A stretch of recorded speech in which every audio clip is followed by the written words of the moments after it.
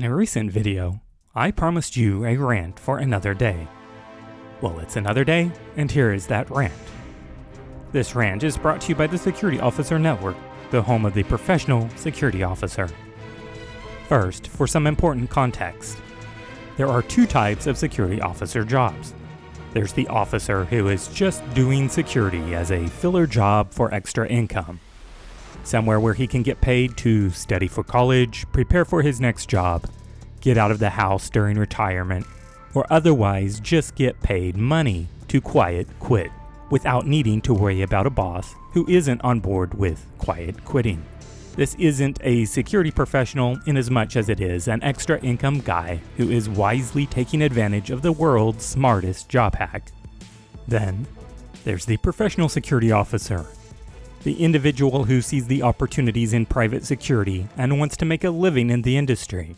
More on why this is the perfect time to become a security professional in a future video, so like and subscribe to stay up to date.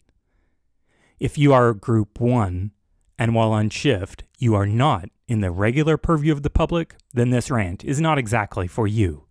You may, if you wish, be dismissed. You're still here. You want to become a true professional and are in the public purview, or you are assigned to a security-sensitive site, such as vital infrastructure, the office of a defense contractor, utility generation, transmission, a data center, or perhaps a university research facility. Then please stand by. This rant is for you. It addresses a contagion that threatens the professionalism of many would-be security professionals.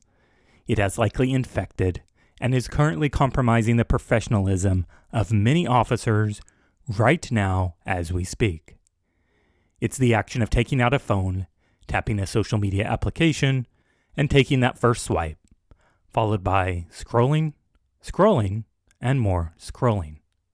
Even the unarmed officer, who has no responsibility beyond that of being in the public purview and being a professional observer and a would-be witness for the state, compromises her professionalism once she taps on that social media app and begins to scroll.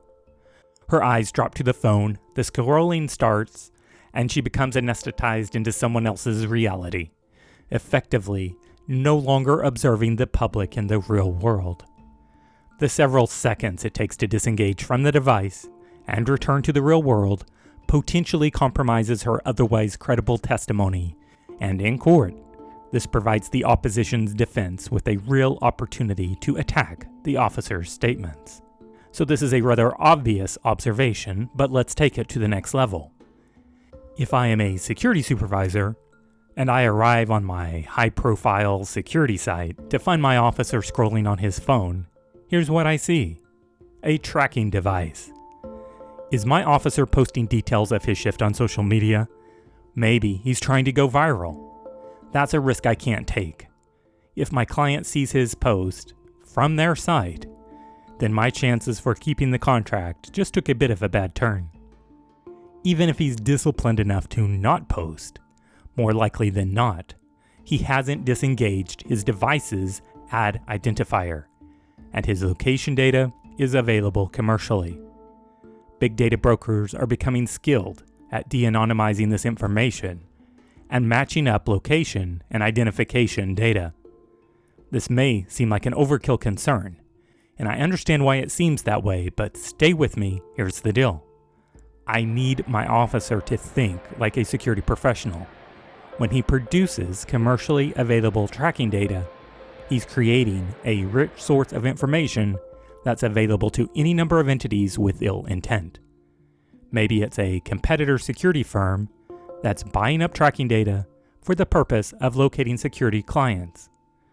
Or it may be more sinister, such as a competitor of my client who buys the commercially available tracking data and then profiles essential personnel, including the security staff. Maybe it's a multinational competitor unconstrained by the ethical ethos of local laws, or even one that's backed by a nation state and which seeks to harvest intellectual property and trade secrets.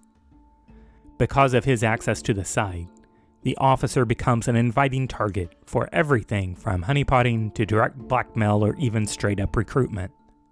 Or perhaps my officer seeks to become and would like an assignment as a personal protection officer, such as a bodyguard or executive protection agent. His habit of dropping commercially available tracking data will provide the perfect intel gathering opportunity to those such as the professional gossip media who seek to locate and capture the movements of the high-profile person to whom the officer is assigned to protect.